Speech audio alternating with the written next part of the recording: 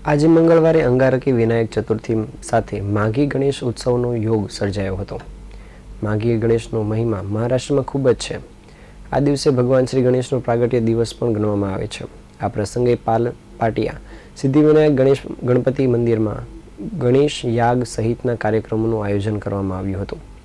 આ મંદિરના managing trustee Nitin મહેતાએ જણાવ્યું હતું કે અંગારકી વિનાયક ચતુર્થી અત્યંત શુભ યોગ સર્જવાનો છે, કેમ કે આ દિવસ વિઘ્નહર્તા ભગવાન શ્રી ગણેશનો પ્રાગટ્ય દિન હોવાનું મનાય છે।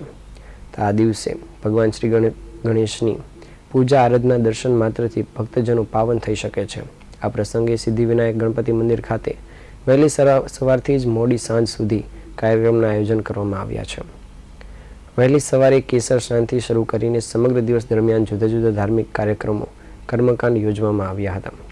જ્યારે આજે ગણપતિ પ્રાગટ્ય દિવસને લઈને વૈદ પંડિતો દ્વારા ગણેશ યાગ કરવામાં આવ્યો હતો, જેમાં મોટી સંખ્યામાં ભક્તો જોડાયા હતા અને ભક્તોએ ગણપતિજીના આશીર્વાદ લીધા હતા।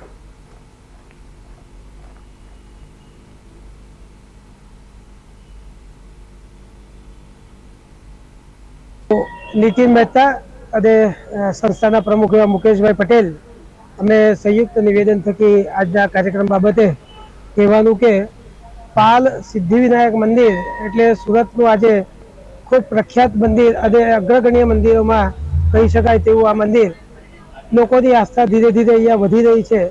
અને 2009માં પ્રાણ પ્રતિષ્ઠા થયા પછી મુંબઈ જેવી જ આ પ્રતિકૃતિ સિદ્ધિવિનાયક દેવતાની આ મૂર્તિ એને જોઈને લોકો અભિભૂત થતા હોય છે। તેને કારણે લોકોમાં શ્રદ્ધા અને વિશ્વાસ ખૂબ વધ્યો છે।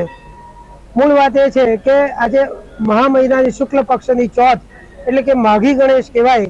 મહારાષ્ટ્રમાં આ ખૂબ પ્રચલિત છે આ તહેવાર અને આ વર્ષે આપણે પણ અહીંયા માઘી ગણેશ નિમિત્તે દિવસ દરમિયાન યજ્ઞ કાર્યથી લઈને સવારે કેસર સ્નાન અને સાંજે મહાઆરતી સુધીનો કાર્યક્રમ અને ત્યારબાદ હનુમાન ચાલીસા પાઠનું આયોજન આ મંદિર દ્વારા રાખવામાં આવ્યું છે। આપ જોઈ શકો કે હજારોની સંખ્યામાં સવારે 6 વાગ્યાથી લઈને આજે લોકો અહીંયા દર્શનાર્થે પધારી રહ્યા છે અને દિવસ દરમિયાન પણ અનેક લોકો સુરત શહેર અને જિલ્લાભરમાંથી દક્ષિણ ગુજરાતમાંથી પણ લોકો અહીંયા પધારશે એવો અમને વિશ્વાસ છે। ભગવાન ગણેશ સિદ્ધિવિનાયક ગણેશ સૌની મનોકામના પૂર્ણ કરે તેવી શુભેચ્છાઓ સાથે જય ગણેશ।